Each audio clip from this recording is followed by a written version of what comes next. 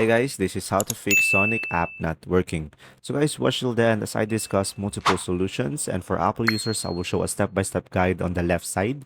Now, first thing that you will do is simply go to the Google Play Store and go for the search at the bottom and go for the top. And after that, just search for the app.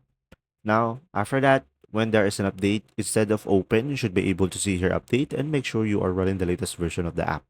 Now, just simply tap on the app and just simply tap on the three dots on the top right and make sure to enable the auto update as well. Now, for the second solution, just simply go to the settings into your device. And after that, just simply scroll down and go for the apps.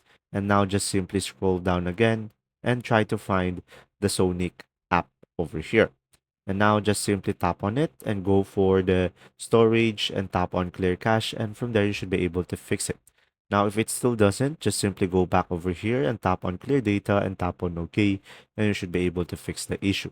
Now, if it still doesn't, guys, just simply go for the third solution, which is hold the application and tap on uninstall, tap on OK.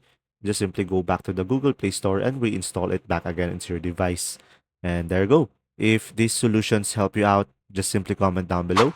And if you still have issues, just simply comment down and I'll do my best to help you out. See ya.